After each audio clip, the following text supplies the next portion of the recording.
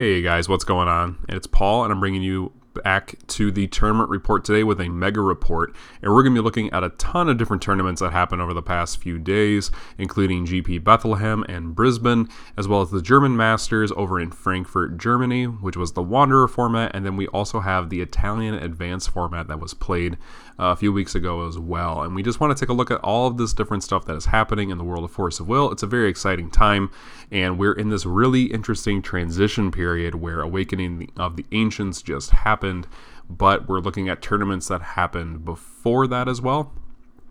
So there's gonna be some overlap, and there's gonna be some wonkiness, but I wanted to give you the full transitioning period of what this stuff all looks like as we go into the new format with the third set of New Valhalla being released. So without further ado, let's get right into GP Brisbane. Now, GP Brisbane was, again, right before the release of Awakening of the Ancients, and so you're going to be seeing a lot of different cards that are not included. If you've been looking through your recently purchased boxes, you're going to say, well, where are these cards? Why are these card choices? Don't worry about it. It's obviously before Awakening of the Ancients, but we had 7 Brunhilds, 7 Gil, 5 Lich, 3 Lucifer, 2 Tigris, 2 Hanzo, and 5 other rulers present at Brisbane GP. So we're going to take a look at the first place victor of that, and that was Ronan Morris. I completely screwed up your name. My apologies. But Ronan won first place with Brunhild, and it's a relatively easy to see Brunhild, very, very aggressive. But there's going to be a couple cards in here that are relatively new. Not speaking to Ra so much. Ra is a tech choice, in my opinion. But what we're seeing is Siegfried being played, which I think is really different. So Siegfried has not seen a lot of play, but he's got a lot of interesting effects. So if you have 2 white runes revealed, he takes 200 less damage, essentially giving him 1,000 defense instead of 800 defense, which is, it's a nice little buff. If you're going to be playing 3, you want it to be a little bit more sticky. If you have 4 white runes revealed, he's going to get Barrier Chant +2/+2, which is even better. So now he has essentially 10 attack and 12 defense, which is even harder to get rid of. Now, you're not going to be playing the Awakening, but we're going to read it anyway, just, for those people who are forgetting what this card even does. If you awaken it for, 2 white and 1, it enters, and you get to search your deck for a Balmung, and you get to play it for free as well. There's no Balmung being played in the sideboard or even in the main deck, so the card is kind of irrelevant, but it essentially gets rid of all rested Resonators on the field. So it's an interesting board wipe. It searches itself out. It's pretty nice. But they didn't feel the need to play it here, and I don't think you need it either. But it does become a 10-12 beater, and it does come back if you flip Brunhild too. So it's decent. I'm glad I got to see it play. But the other card that saw play in this deck that hasn't been played very often is Country of the Sky Minerva. I can't really quite get it. I can't remember all of these, but I know what the cards do. And this card is actually really strong. I've had this card played against me, and I said, I don't know what I can do because I don't run Edition Hate. So what do we do about that? But essentially, Resonators can't be destroyed on your turn when this card is played, which is really nice. Which means that your opponent can only start to get rid of your stuff on their turn, which means that they're tapping out, which means they can't stop your plays from happening quite as easily. So this card is actually kind of decent. I like that it's a 2-of in the deck. It makes it a lot easier to play against certain varieties of decks, and Ronan got first place with it. So congratulations to him. This is a pretty standard Brunhild list for the time that it was being played. And now we're going to look at second place. So Caleb Hudson opted to play Lich, which I thought was a really interesting choice, and I think is the reason why we don't see a Gil pretty much taking first place right now, because there's so much Lich. Now, Lich is really interesting, not only because he flips and gives all of your Darkness Resonators Bane, which is Death Touch if you're coming here for Magic or you're not quite up on the lingo yet, but Lich is really great because he essentially says, I don't care if you have Barrier, I don't care if you're bigger than me, you are going to die. Now, recognize that this is only Resonators. It's not tokens, so you're not going to be generating tokens off of your Skeleton Horde in order to get this Bane effect, but he's really nice to play. He's got 600 attack, which means he can take on stuff that's like on the curve for 2 drops, but he also has 12 defense, which means he's able to, run into a Gil and survive himself, which is really great. But the other thing we need to look at when it comes down to Lich is not only does he have access to all of the same stuff that Lucifer has, but he also has access to his own runes. Spectre Rush is one of those. So you put X number of 2/2 Darkness Resonator tokens into the field with Swiftness and Precision based on the number of J Resonators your opponent controls. And then at the end of the turn, you just remove them from the game. Now, this card seems really underwhelming when you first read it in isolation. It is not that great. It's weird to look at in isolation. Most people wouldn't play it on its own, but then you have Spectre Rush. Cycle of Death. Now, Cycle of Death is the first Master Rune for Lich. It is quick cast. And this turn, whenever a Resonator you control is put into the graveyard from the field, your opponent banishes a Resonator. So in combination with all the stuff that you've got going on with Lich, if you want to run a bunch of things into your opponent, Cycle of Death basically says everything your opponent has is gone. It turns any Resonator that is on, in terms of parity with the attack and defense, it turns potentially stuff into a 1-for-2, right?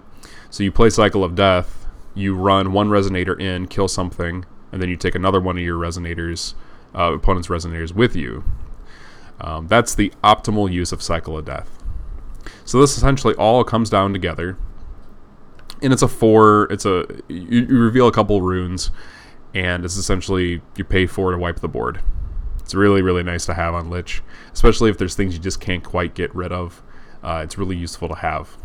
Lich is a really cool ruler, and we're going to see a little bit more of him going into the future because he got some really nice toys with Awakening of the Ancients. But that's all for GP Brisbane. I didn't want to go into this too deeply because the tournament results do not really affect what's going on going into the future, but we even see that Gil is starting to drop off here. Now, what you're going to see next is GP Bethlehem. And Gil goes down to a whopping two copies of it in the entire tournament. But what you're seeing is 6 Lich, 6 Lucifer, 6 Brunhild, 3 Chamimi, which we're going to be talking about a little bit as well, a couple Shayla and Lokis, some Ayus, and then a Kira Kanzo and 5 other rulers that that aren't featured prominently, but they're there. And we're going to be looking at first place now. So Derek Mugwineza won the tournament with his black-white Brunhild. And what we're going to be seeing here is why this deck won. Now, if you're jumping into the game and you don't know what this is all about, why all of a sudden is Brunhild one of the best decks in this tournament? Well, it's simple. It's because of Lila. Now, this card, when it was revealed, was a lot of fanfare for this card. When this card is put into the graveyard from the field, you get a Darkness Magic Stone from your Magic Stone deck. So, for some reason, we have Ramp in black, but we do. We have it. It's here. But the reason she's so good, on her own, she's okay. I mean, you get a Darkness Magic Stone. That's nice. Cute. Okay, so I got a Magic Stone. What do I do with that? Well, you use it in combination with Sacrificial Altar. You banish a Resonator. It's an activate effect. And you get to put an offer encounter on this card. So turn 1 you play Lila, turn 2 you play Sacrificial Altar, you sacrifice Lila, you get a stone, and plus you get a counter on this card. And then later in the game, or right after, you banish something, however you want to do it. Sacrificial Altar lets you banish itself, and you search a deck for a Resonator. Total cost X or less for the counters put on this card, and then you get to put that into your field. Then you shuffle your deck. So what you're doing is this combination of cards essentially says you get stones and you get Resonators from your deck, all based on what you can do with it. This card is really good. This card is very, very good. It's all instant speed. Keep that in mind. You can do it multiple times a turn if you need to, as long as you have Resonators, and as long as your opponent is like trying to get rid of this card. This card can do things at instant speed, and it's very nice.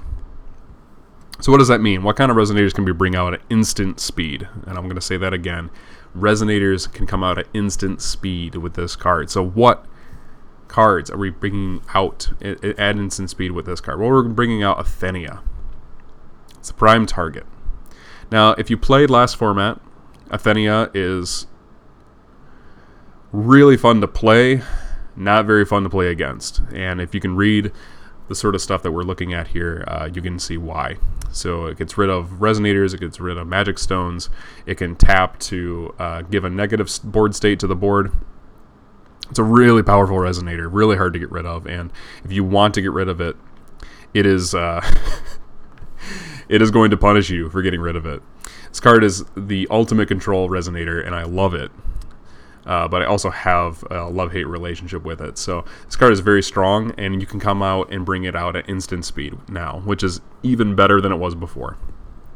But in addition to that, you can also play things like Asthma. So it can come in, it's a flying resonator with 7/6, and it takes away your opponent's life, it can draw you cards, and it can drain your opponent even more if you need it to. It's a 3-drop, so it's not that hard to get to. You can also play things like a Borozuki, which comes in and gets rid of your opponent's resonators and J resonators, depending on the number of blood counters that you have on it. It can give itself flying and drain, and if you have enough stones, it becomes a 20/20 for 4, which is insane. It's a decent copy at 1. But what we're going to be seeing here as the games go on is that Lila Altar is going to be splashed into pretty much every Darkness deck. Some people have different philosophies on how to run the deck based on Lila Altar, but these are the two primary cards that you're going to see in a lot of Darkness-based decks. But why Brunhild? Of course, you're going to be playing it with Blade of Faith, you're going to be playing Spear of the Valkyries and Messenger of the Sun, Mistletoe. All of these cards are really great to have with Brunhild. And then, of course, he plays another Magic Stone in the sideboard, so he's able to go more into white if he needs to. He's always going to have Darkness as he needs it. But he likes Black-White Brunhild for the different utility that she brings to the game. So congratulations to Derek for winning first place in Bethlehem. This was previously the New York GP, if you were confused as to why there was suddenly a GP in Bethlehem. This used to be the New York GP, but it was relocated. So congratulations to Derek once again. And we're going to moving on to the second list, which was Stephen Halshizer's Lucifer list. And again, you're going to be seeing Lila in this list, and you're going to be seeing the Altar, but you're also going to be seeing Skeleton Horde. And I think this card is really important right now because it is basically 3 resonators in 1 card. So you get rid of Skeleton Horde. Excuse me, it's put a Darkness Skeleton token into the field. So it's not multiple.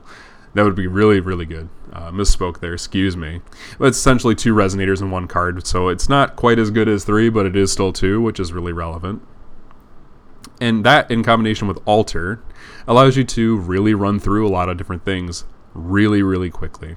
So you can get to things like Belial a lot faster. You can instant speed board wipe. You can also use it to fetch out Yeshua, which is really, really good. Comes in, has swiftness, and then it searches the top cards of your deck. Anything 5 cost or less gets put into the field. Everything else goes to the bottom of the deck. This card is very, very good. Yeshua is going to be in the sideboard for Steven, but it's a nice card you can fetch off of Altar. If you are sideboarding, you can also bring in Ultra Dragon.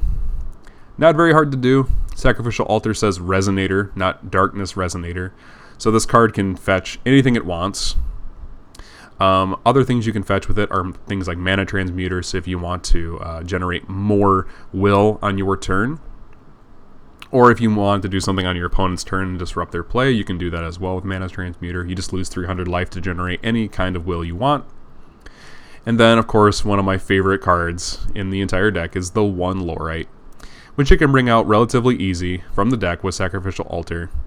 If you get it in your opening hand, you're putting it on the bottom of your deck, but you can also play it with Mana Transmuter, so it's not that hard to get a hold of and to play.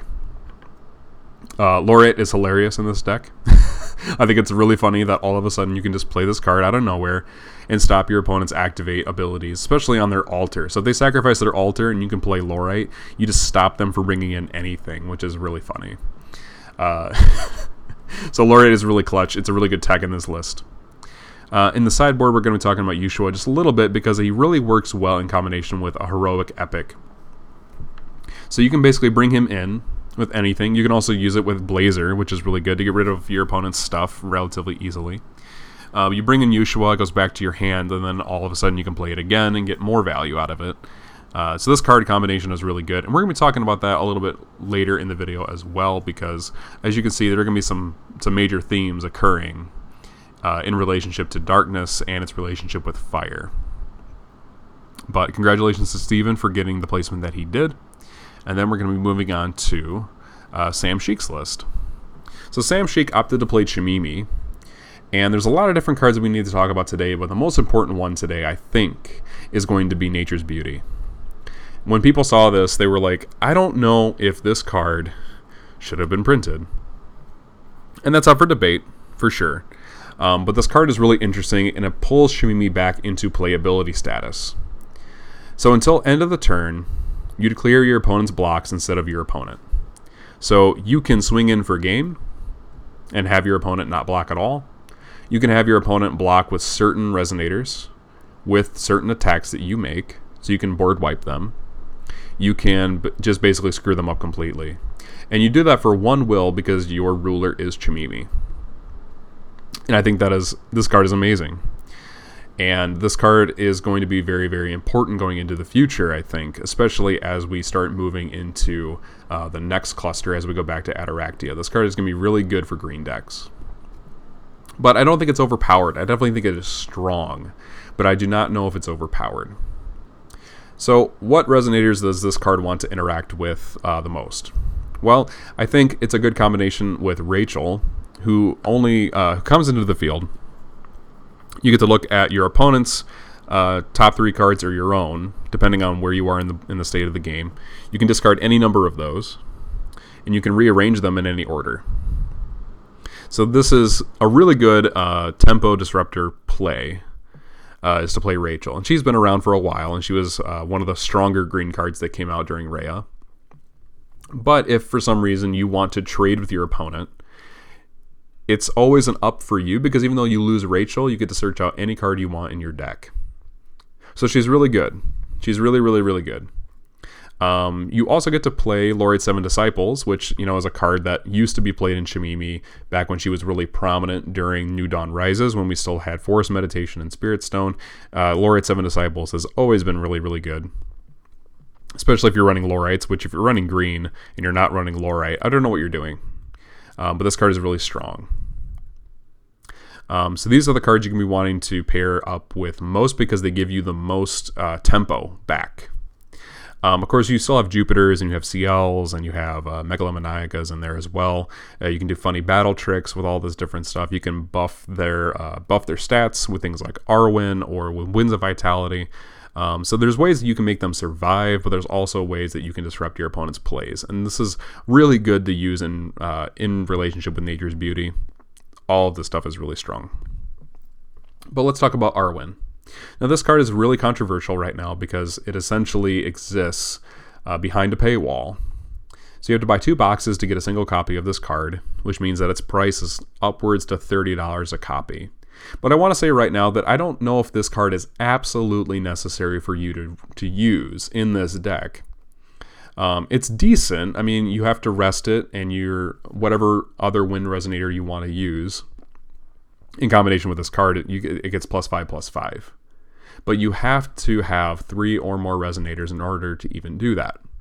Now the deck is going to want to go wide in general, so R1 is always going to be there. But there are other cards that you can use, right? We have a ton of 1-drops that are really, really good, including Fairy of the Lost Isles, which is a 4/4 with flying, and you can banish it with a green will to draw a card.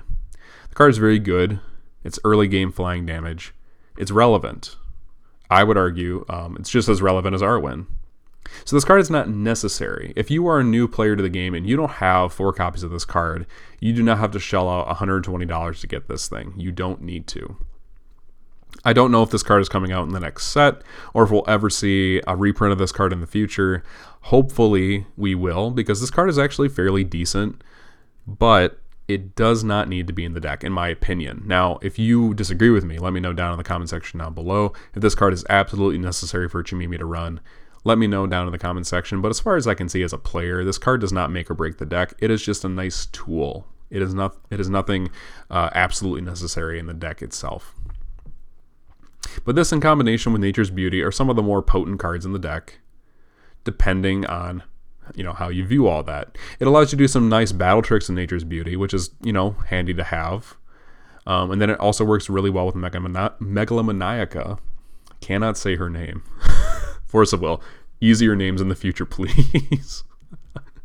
But essentially, Megalomaniaca can come in and get rid of anything on the turn that it comes in, which is pretty nice. So Arwen does some nice interactions in the deck. Again, I don't think it's necessary, but it exists. And if you need this card in order to do what you want to do strategy-wise, okay, that's you. I personally don't think we need it, but it is a nice card to have. We also have Algernon. So if you have a certain number of runes revealed, this card is actually really decent because it comes in and it gets intelligent counters. And if you rest it and remove 3, you can search out anything from your deck that has the same cost as the intelligent counters that you removed. This card's really good because it searches out things like your Winds of Vitality, your Farrier's Spell, but also can probably search out your Nature's Beauty relatively easy. So if you need this thing to come in late game to search out something that's really strong on your opponent's turn to end the game, you can do that. And I think that's really great. I think it's really good to have access to this thing, especially if you don't want to, if you've already used your 1 copy in the Rune deck, it's really nice to have. Going into the sideboard, we have the Barrier Castle, which I think is a really cool card that Green got. It essentially says that your opponent has to pay 1 more for every chant or effect that is being used to target your resonators. So this includes things like Lorite. If they're trying to make something on your side of the field into a dragon with their Viola, if they're trying to bounce your resonator with their own Jupiters or deal damage to it with their CLs or anything else, Severing Blade, anything in black, this card is really good against if it targets. So Barrier Castle I think is a decent card. You can search it out with Rachel's, which is really great. We also have the 3 Beasts Conference in the Rune deck. And it's a 1 divinity. It costs 3 from the Rune deck, but it's decent. So a target J resonator gains +4/+4 until the end of the turn. You gain 5 life, and then you also get to draw a card. So it's a lot of effects on 1 card, but it's a divinity 1. It's not super important, but it is a nice card to help round out the Rune deck. You also have Explore the Unknown, which is basically free, and you get to search the top 5 cards of your deck and add a wind resonator to your hand. And then everything else goes to the bottom of the deck in a random order. So if you're searching out something like a Lorite, or you're searching out Algernon, or maybe perhaps your Rachel, it's really nice to be able to fix your hand. And it's also really nice to have these 2 cards in combination with one another because we lost Forest Meditation because we lost Spirit Stone. So Forest Meditation is still decent, but for 3 divinity, you can do more. And we don't have Spirit Stone anymore because of the ban list. So Forest Meditation pretty much lost its big utility. So we're not seeing these in combination with one another, but these are really great to use in replacement of that combination of cards. What I'm also noticing is Sam doesn't use things Rapid Fire Me or Sandstorm either, because I think he's more relying on Nature's Beauty to do the removal jobs that he needs it to do. And so Rapid Fire Me and Sandstorm aren't necessarily as important if you can just win the game, or you can just wipe your opponent's board at your own leisure and benefit from that. So anyway, that's all. Those are all my thoughts, all the things I'm seeing in Sam Sheik's list. If you have thoughts on this list, make sure you go down to the comment section and let me know what your thoughts are. I think Chimimi is not in solid stone quite yet. There's definitely some card choices you can make that are a little bit different, as we've talked about a little bit before. But let me know what you think down in the comment section down below about this deck specifically.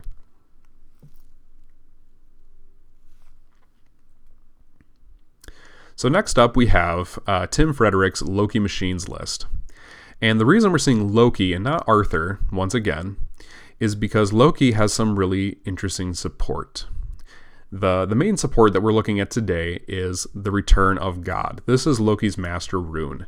And you can play 2 less. You can pay 2 less to play it if your ruler/J ruler is Loki. And this is essentially a mini mystery box. So you don't have to rely on Mystery Box so much anymore.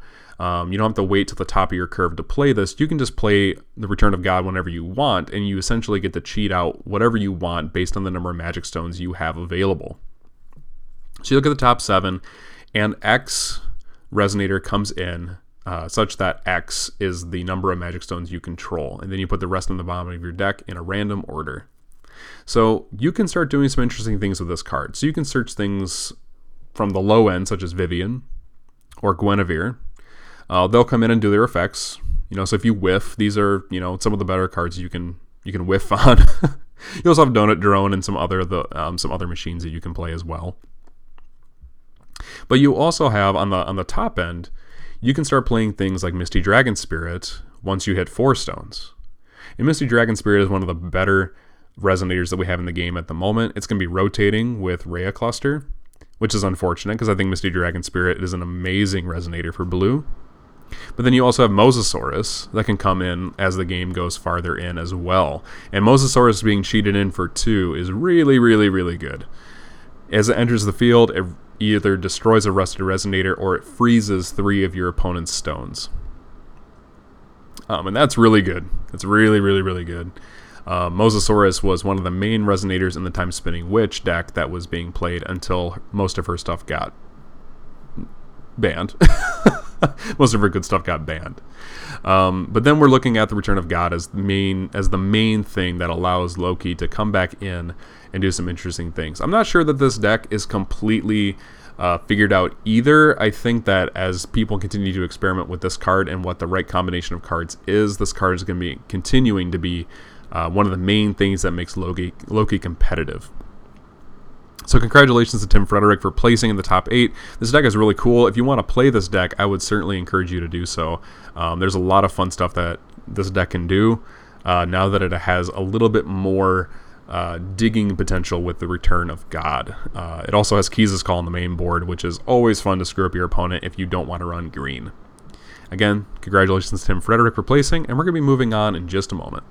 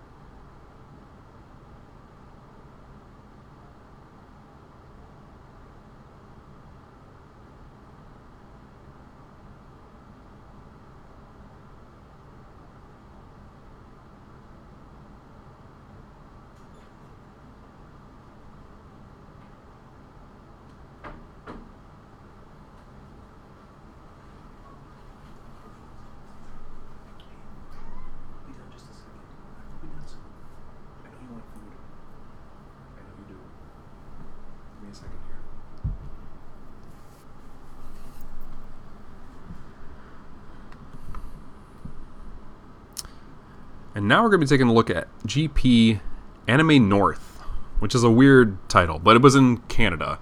There were only about 10 people, so we didn't bother to look into what the ruler breakdown was, and really, because it was so small, we're only going to be looking at the top deck list that won the whole thing.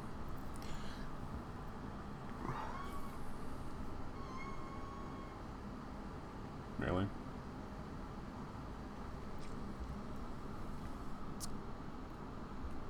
So now we're going to be taking a look at the GP Anime North GP that occurred in Canada. And there were only about 10 people, so we're not going to do a ruler breakdown today, but we are going to be looking at the top deck list because I think it reveals a little bit where it solidifies and reaffirms what we've been discovering as we've been going through these different deck lists for GP Bethlehem. And of course, Jean-Luc McKean placed with Lucifer, and he's main decking Ushua. Now, I think this is interesting because Stephen Holsheiser opted to play this in the sideboard with a Heroic Epic, but Jean-Luc determined that, hey, I'm just going to play this main deck, and I'm going to be playing it with Skeleton Horde and Jean d'Arcs and all this other fun stuff. So we're looking at a Heroic Epic deck again. But what I think is really interesting about Yushua is that it can fetch everything in this deck. Every single Resonator can come out with this card. Specifically, though, we're going to be wanting the Jean d'Arc. Jean d'Arc is really, really good, especially in combination with Ray. So if you have Alter and you're fetching out Jean d'Arc, you're doing a good job, because Jean d'Arc is super cost-effective, and I think this is the main reason that we're not seeing a lot of Gil right now.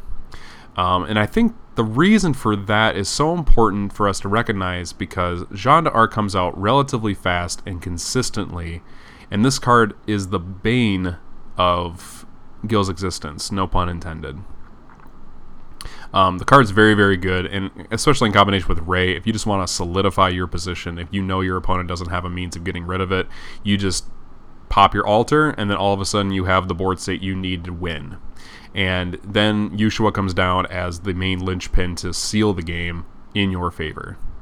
In the sideboard, we're looking at a couple of Soul Prisons, some Blooded Winds for additional removal. You have High Speed to give your stuff a little bit more reach with its attack, and to give it swiftness and stuff like that as well. So what we're seeing here is a really honed, I think, a really interesting Lucifer list that doesn't opt to do so much of the discarding, but it does work really well with Alter, Lila, Yushua, and all these other really good black cards that we're seeing. So congratulations to Jean-Luc for getting that win in Anime North. Next, we're going to be looking at the Italian Advanced Tournament, which occurred in Italy a few weeks ago.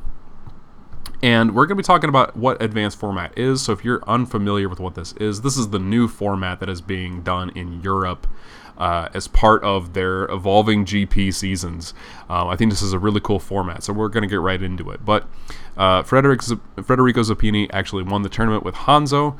To no one's surprise, Hanzo is very good.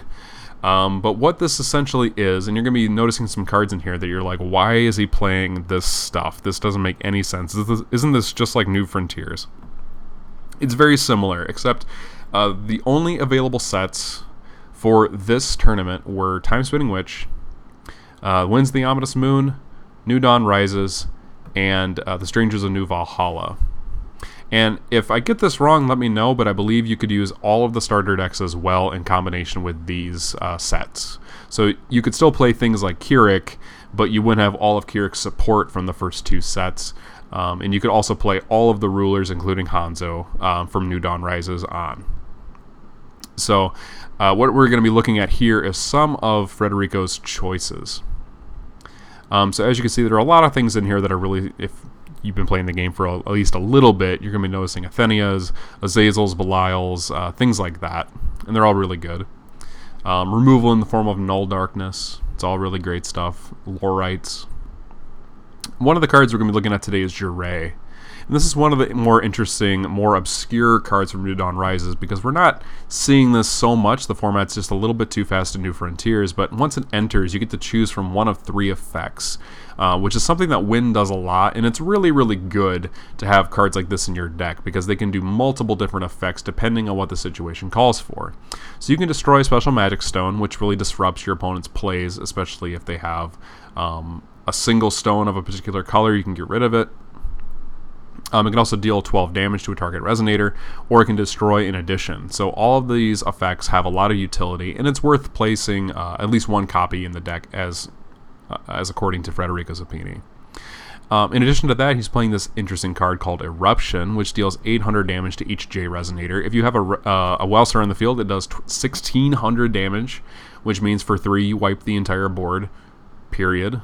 There is no J Ruler currently in these 4 sets that can survive a doubled up Eruption. Of course, you can play multiple Eruptions if you need to, if you don't have Welsar, but most of the time you're playing this with Welsar to wipe the entire board. He's also playing Laureate's Deletion Magic because it's, not gone. I don't know what else to say. Pharaoh's Spell is gone. Laureate's Deletion Magic is pretty fun because it can make your opponent do some wonky things with their stone base. And it's different than Winds of Salvation. So Winds of Salvation just stops whatever is being played, but Lord's Deletion Magic makes your opponent have some choices. It can disrupt some plays, right? If this is something like, oh, I really need this to happen, you can double up and play multiple Lord's Deletion Magic if you need to. So this card is really good. It does some weird, funny things as well. It's also a spirit magic, so if you are going to end up playing Gil for some reason with this card, you can remove it for Lorite, so he's playing 3 copies in his deck, which is really nice. You can always bring back a Lorite if he ends up going through 3 of these deletion magics. And the last card we're going to talk about in this deck is Ataraxia, City of Verdant Green. It fixes his mana and also gives his Belials and Welsers and Athenia's swiftness, which I think is really funny. And this card does not see a lot of play right now because red and green do not have a lot of access to one another currently. I'm not saying it can't happen, but this card has a little bit more trouble getting played because we don't have dual stones or ways to fix will too easily currently. So it's easier to play it in a format like this because you have such a wide stone base and it's slow enough that you can play this, but it's a lot more difficult. So it's cool to see this card actually being played, and congratulations to Federico for actually winning this tournament. Last but certainly not least is German Masters. And German Masters this year was a Wanderer format. And there was also some interesting draft pooling that occurred at the top tables. I couldn't quite understand exactly what they were doing, but it was a completely new draft style. If you were there and you were able to play it, go down in the comment section down below and let us know what the details of what that were. It was a little confusing, but essentially they drafted for the top 8 tables and they were assorted into top 8 as a result of that. So let's look into the top deck list. Of course, these are all going to be down in the comment section down below, but they're going to be in German, so if you need to translate them, I would do that. We're also going to provide the link that Chris Hartel provided in his Facebook post in Force of Will Global, so that way you can actually see all of these lists in the format that they are. So make sure you go down in the description and check out these lists and every other kind of list that we have available to you down in the description down below. Without further ado, we're going to get into the German Masters list at 1. And as you can see, it's a Hanzo list. This is pretty much the story. If you're not playing Hanzo, you're playing Umir combo, and the Hanzo list itself basically is trying to play this card called Spinning Myths. If you're new to the game, you probably don't recognize this card because it came out way back in Lapis Cluster. That's the 3rd cluster of this entire game. Spinning Myths is really great, especially in Wanderer, because you can play a multitude of different myths that have been released throughout the life of the game so far. And you play this card and you get to play a myth from your hand. For 3 will, that's actually pretty darn decent. If you end up torrenting this card, which is a keyword meaning that if you played a card before this one, you get the torrent effect. You get to play the top card of your Magic Stone deck into the field. So this card's decent, right? This card is one of the best cards in the format. I mean, why though? I mean, why is this card? I mean, it's fine. What are these myths though? If you're new to the game, you probably don't know a lot of myths outside of the ones that might have come out in the last few sets. What we have here, though, is Izanagi. Izanagi is the best myth, hands down, because when it enters the field, you remove up to 3 target resonators and or regalia your opponent control from the game. Now, we're not seeing a lot of regalia in this list, so you're more than likely going to be targeting resonators. And because of that, you, for 3, just get to remove 3 resonators from the game as long as this card is on the field. This card is amazing. It comes in, it's got a decent attack at 11, and it's also got a decent defense at 1100 as well.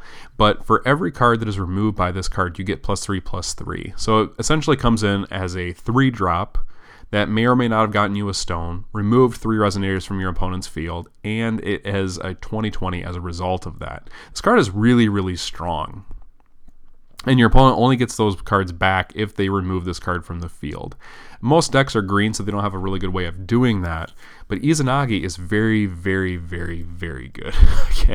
I can't tell you the number of times this card was played against me during the Perseus format. That format was absolutely crazy, and Izanagi was running 4 at that point. Other myths included in the deck are Susanoo, which comes in with swiftness. It does piercing damage, but it also will do things like add an Amino Habakiri to itself when it comes into the field. And when you attach this, it gets +4/+4, And then whenever an added Resonator deals damage to a Resonator your opponent controls, that amount of damage is dealt to your opponent as well. This is a way to end the game, and it's been in the game for a very long time. But it works especially well in this situation because Spinning Myths and Susanoo work really well together.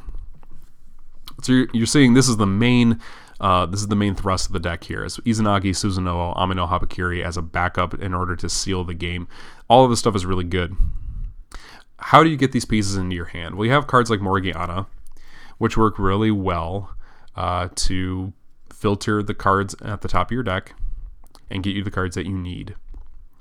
And you're going to be noticing, well, this card art isn't existing in the actual list here, and that's because I opted to play the normal art instead of this the promo art for those players who are trying to get into the game relatively cheaply. This is the Morgiana you want to try and get. The other Morgiana isn't that much more expensive. I think it's only like $1 per copy, but this Morgiana is probably like 5 or 10 cents a piece. It's not really that hard to find. Most people want the promos, so this card is pretty easy to find. You're going to be wanting to look for this copy.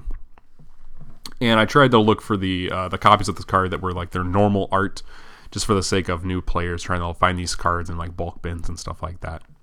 In addition to that, you're going to be using Seal of Wind and Light to cancel anything your opponent has up their sleeve to try and stop you. This card also can't be chased if you end up using the Moonshade Stone that is in the deck. It can float regular Moonwheel for free, but it can also, you pay 2 life and you can filter into any other color you need as well. So you can be seeing interesting cards like Dawn of the Earth, which is a blue card. There's no blue stone, but you do have Moonshade, so you're able to play this really important card. When this comes in, it has multi-modes. Most of the time you can be using it to stop your opponent from playing things like their own myths. So you can be using this in response to their own Spinning Myths to, remove their Izanagi or to remove their Susanoo from even hitting the field. That's pretty much what Dawn of the Earth is in here for. You also get a +2/+2 barrier effect, which is really nice. And there's another effect that, you can get rid of anything that's cost 0 from the field. But you're mostly going to be using this to stop your opponent from playing their own myths. And this is the basic lineup. You're going to be trying to play your big myths. You're going to flip your Sealing Scroll to stop your opponent from doing anything too crazy. And that's what you got going on. And this is the list in its entirety. You have some Tamas as well as a Final Battle for a board wipe, Final Breeze, Dreams of Juliet to use the effects multiple times. And that's pretty much all you've got here. This is interesting, but this is pretty much the only deck that is really seeing a ton of success in Wanderer format. Everything has really been honed into this list, or again, you're playing Umir combo, and if you want that list, check it out down in the description down below. I believe it's either the 5th or 6th place deck that actually got into the top 8, but pretty much everything else was this list. You're playing myths, you're playing Izanagi, playing Spinning Myths, things like that.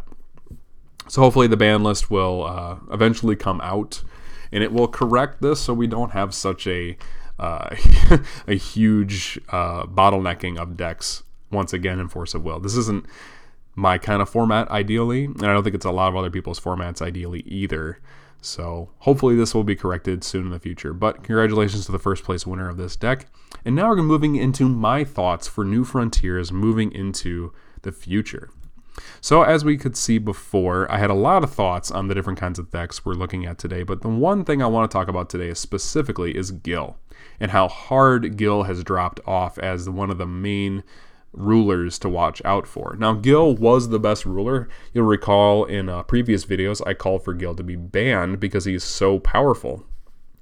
But right now we're seeing Lila and Alter and Lich really keep him at bay, which I think is really interesting. That doesn't mean we won't see Gil at all going into the future, but Gil is still around. Keep your eye out for him. He's still a really powerful control ruler, being able to generate tons of free will and cycle things, search out chance. Ruler is still really good. However, depending on how prominent Lich is in the format, we may not see that much of him going into the next set. So that's something we need to recognize as well.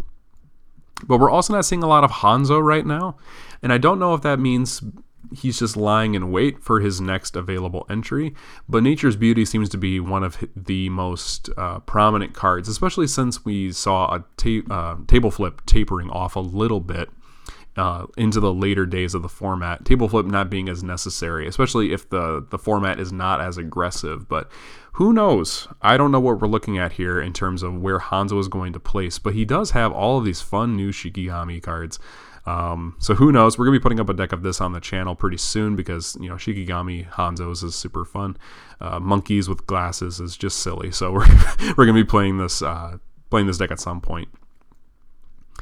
Moving on, I want to talk about the Chimimi Master Runes here really quick. So what we've seen so far is Nature's Beauty has been opted to be played instead of Elephant Rush. I don't know how I feel about that. I also don't know if Nature's Beauty is that much better than Elephant Rush, or if Elephant Rush is just trying to do something different. Elephant Rush definitely signals itself as a Master Rune that is focused more heavily on aggression. So if you want to try and seal the game with these 10-10 huge resonators that you can't cancel the rune for, they're the same divinity cost, so this isn't taking up that much more room, but it does cost more. Whereas Nature Beauty is a 1 cost if you're playing Chimimi, and then you basically get to board wipe your opponent instead of placing a huge threat on board. So I think what we're going to be seeing is we're not going to be seeing a lot of the elephants going into the future, unless it's necessary, right? So if you need something to snap back and really seal the game for you, we're not going to be seeing Elephant Rush for that much more going into the future. I think Nature's Beauty is the superior card currently. Who knows if we're going to be seeing this as we go forward and as Rhea Cluster rotates out. We might be seeing elephants go back into the rune deck and Nature's Beauty just staying in the main board for the most part. But who knows? I do think that Nature's Beauty is going to be currently played, and that's what you should be looking out for. So if you're building Chimimi's list, Elephant Rush, maybe not as important as Nature's Beauty currently.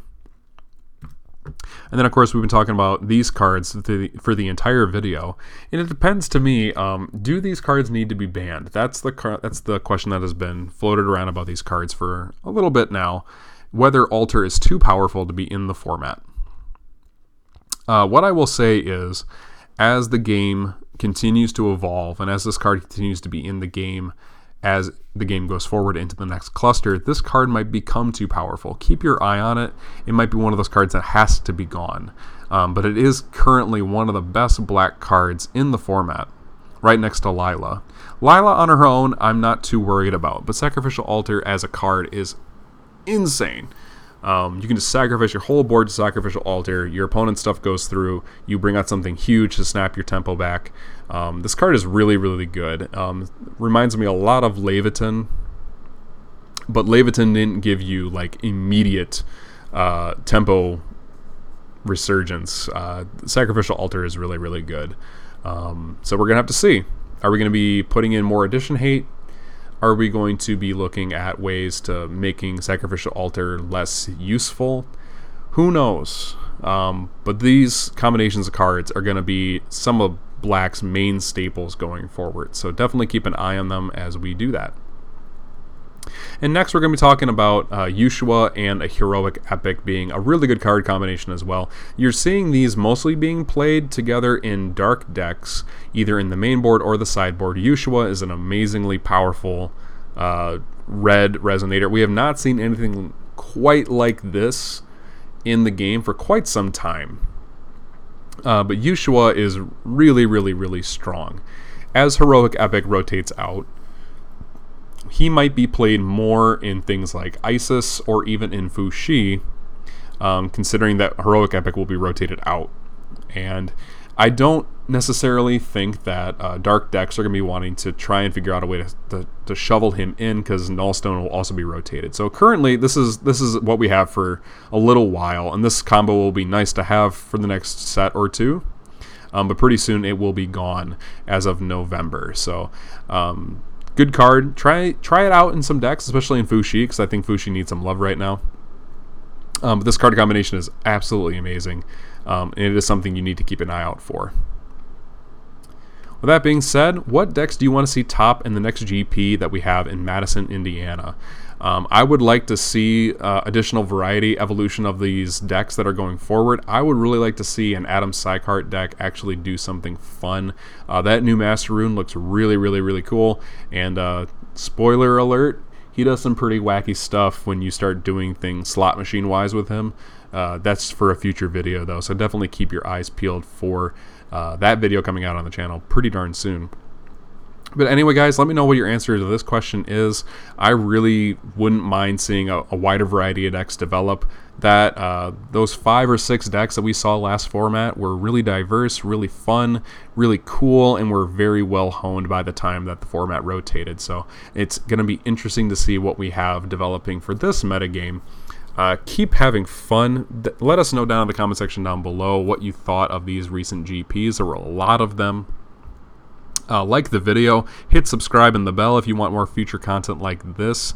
And of course, check out the description for all of the deck lists for all of these different events that we have. There's a lot of them, so have fun, take a look, get creative, and start brewing. This has been Paul, and I'll see you next time.